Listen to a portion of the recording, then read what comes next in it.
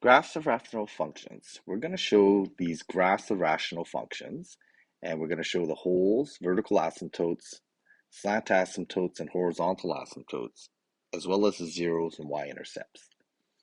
So the first thing we're going to do is we're going to factor this rational function to see the factors which allow us to find zeros, holes, and vertical asymptotes.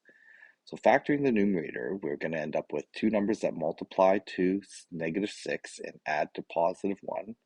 It's going to be x plus 3, x minus 2.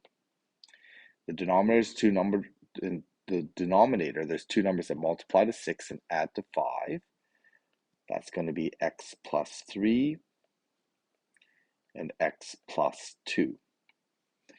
So in the denominator and numerator, we have common factors that cancel out.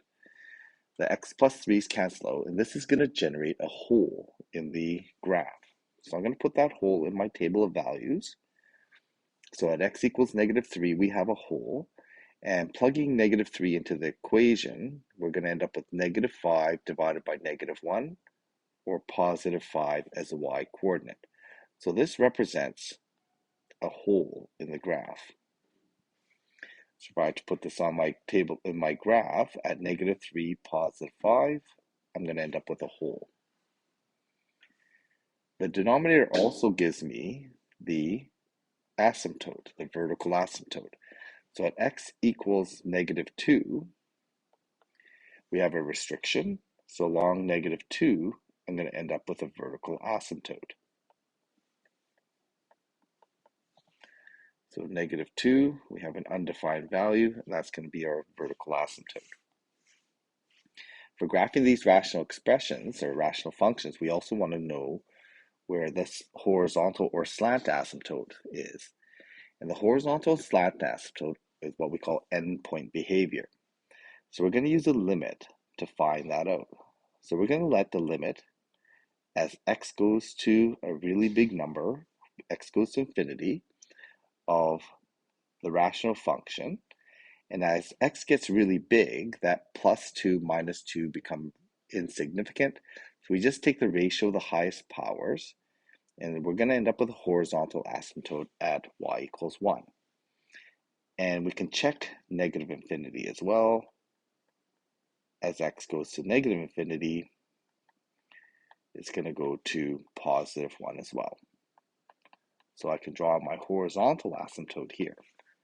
So generally, I know what this graph's going to look like. I know it's going to go through this point like that, and it should end up in this quadrant.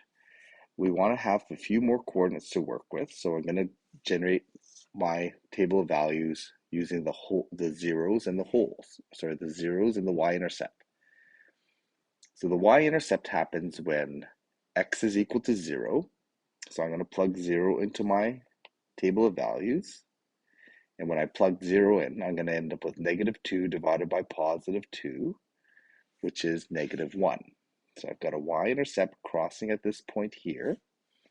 And then the numerator, the factor, the 0 in the numerator, gives me the 0 of the function. So at x equals +2, we get our 0. So given these coordinates, I have a pretty good idea that this graph is going to come along the asymptote, go through these 2 points, and follow the asymptote horizontally. And in this quadrant here, it's going to come down through the asymptote, and then follow the asymptote horizontally here. Now we could put in more coordinates here to give us a better detail, but this is pretty much good enough. But if I wanted to put more coordinates, I could maybe put x is -2, -2 when I plug it in. Sorry, not -2, it looks like -4 would be a good point. X is -4, I end up with -6 in the numerator, divided by -2 in the denominator. That's going to give me +3. So at x is -4, I end up with a coordinate at +3, so we'll go through that coordinate about there.